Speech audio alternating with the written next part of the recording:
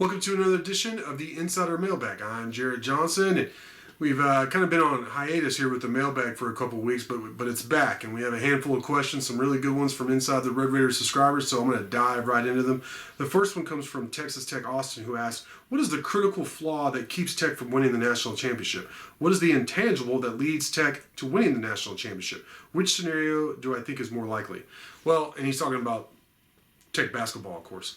Yeah, I mean, so, I think the fatal flaw is going to be perimeter shooting. I know that sounds like Captain Obvious, but I mean, you just see it a lot where basically it's really defending the three and shooting the three, but I'm going to go with perimeter shooting as the main one. Tech just doesn't shoot good enough for three, in my mind, to win a national championship. Now, if they get hot, guys like Adonis Arms, Kevin O'Banner, turn back around, start hitting those open threes, then Tech becomes very dangerous and capable of cutting down the nets, as it's been talked about on the board.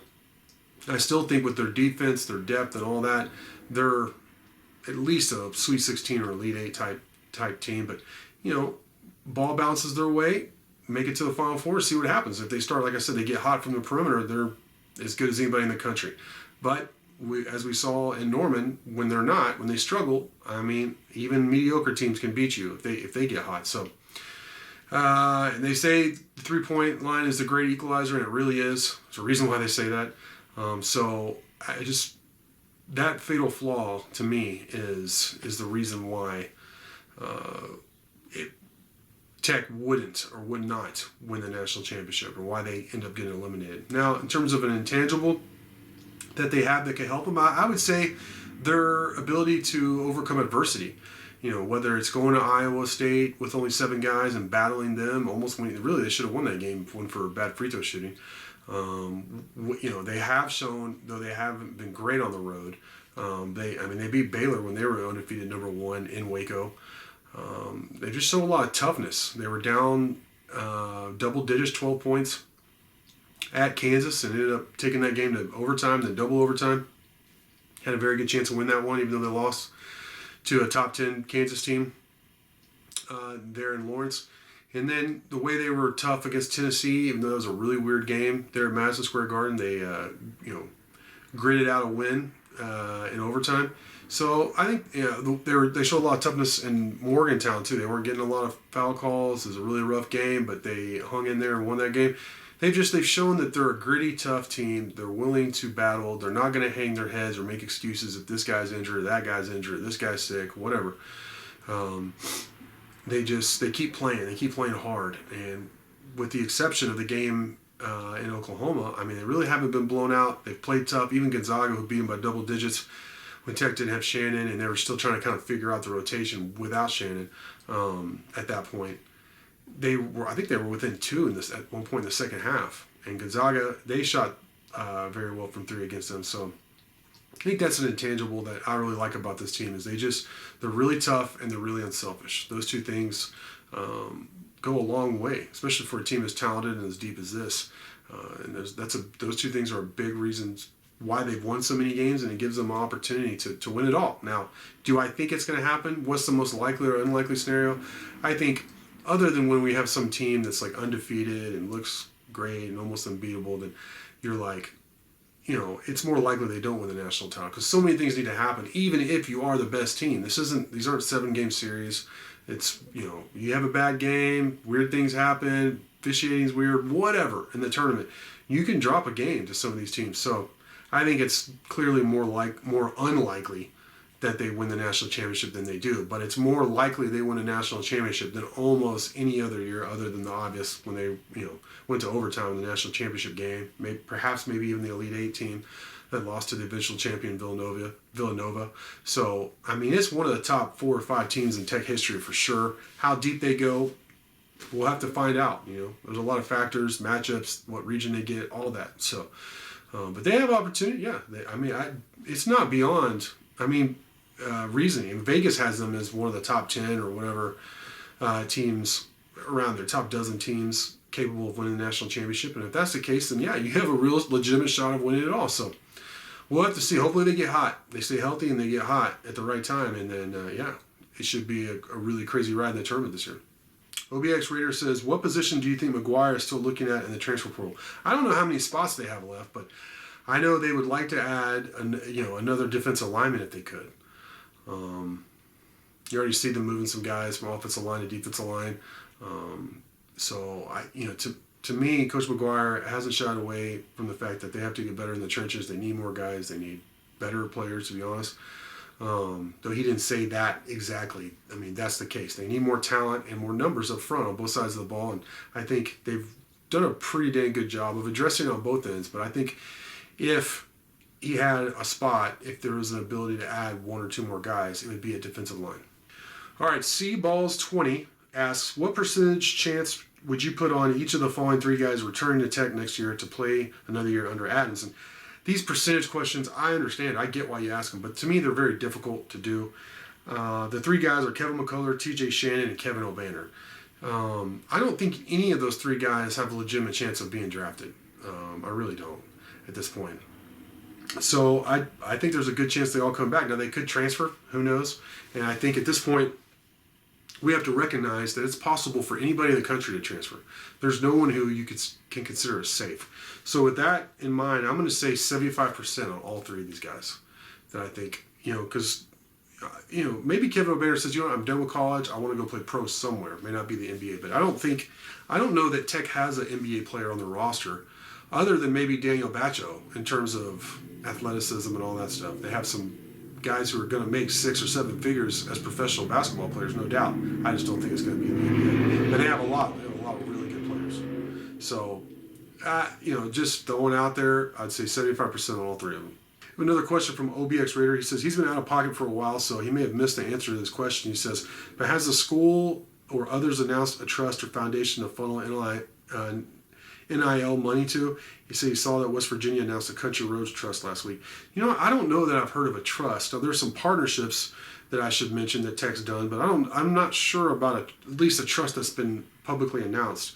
Tech announced way back in September. I'm reading the email here because I can't remember these kind of names, but it was the TBG or the Brander Group is somebody they partnered with who it's a group licensing agreement with the Brander Group as part of Tech's Beyond Verified program. And the reason they came up with that was basically to safeguard each student athlete's personal brand and then to find ways to market Tech's teams as groups so that everybody could get a piece of the pie, so to speak. So in terms of a trust, though, I don't know. I've heard of, some donors doing certain things for certain position groups, like in football and stuff like that, but I haven't heard of a trust for teams or to help recruit and stuff like that. So I'm sure it's in the works, though.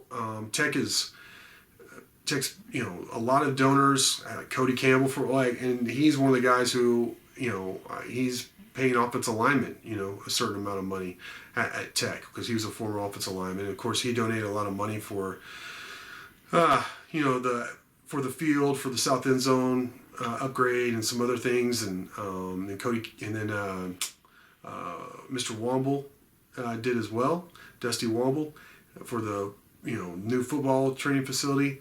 So there's money, and I've been told there's other people that don't want it public that have donated pretty significant amounts of money, not as much necessarily as those two guys, but big money into the program. So the money's there, the will to do so is there. In terms of a trust, though, no, I haven't heard that, but I expect every Power 5 or even let's say top 50 program to have some sort of trust at some point to help with recruiting and just stay up with the arms race that is college football. All right, the final question comes from Tech Freak. He says, Wells and his staff seem to have built a good base for McGuire to build on. He says, what do I see as main pillars already in place? Yeah, I think that's a good point. I've said here on the mailbag, I've said on the radio, wherever anybody will listen to me, on the board, that while I agree that it was time for Wells to go, I mean, it's just difficult to disagree with that. But he was a bridge between Kingsbury and McGuire, one that needed to happen. And he did change some things at the program in the program for the good. One is like just team discipline, and he got rid of some guys that you couldn't really count on to like show up at practice or handle their business, all that stuff. So he changed the program in that standpoint for being a more serious, big time type program. Kingsbury and his staff were more understanding, is a word I heard a lot, and would let things slide a little bit. So that the team discipline and just the seriousness of the program, that helps. But in terms of just like position groups, quarterback, I mean, he upgraded the quarterback room significantly, other than Mahomes, and that's a big one. Really, there weren't, like, B.S. Baker Mayfield played first season under Kingsbury and all that. And Davis Webb was here, but he really kind of struggled, and the team wasn't that good when he was starting, just in general. It wasn't just his fault. But really, only Mahomes was a quarterback, and that's a big one. I mean, he's a generational quarterback. But other than that, like, after him, the quarterback position was in trouble, whether it be like Jet Duffy or Alan Bowman. The talent level was way down. But now, Tyler Shuck, Baron Morton, obviously Donovan Smith, those three guys, I mean, you got to feel good about the quarterback position with those guys in place. That's a huge upgrade from the Alan Bowman and Jet Duffy era. And then running back, I mean, you just go down the list. Running back stronger than it's been in a long time. I mean, I like that room a lot, and it just gets stronger every offseason. It seems like they're not losing a lot of guys, and they're just adding to it. It's just really talented room. Receiver, the numbers aren't there, especially for what Zach Kelly wants to do with his version of like the air raid and Kingsbury's offense. But there's some really good ones there. There's some good, young, big receivers. So there's a lot of potential there. Just don't really have the numbers. Tight end, obviously, was upgraded from virtually nothing to what it is now. And I think defensive line is better, but still has a long way to go.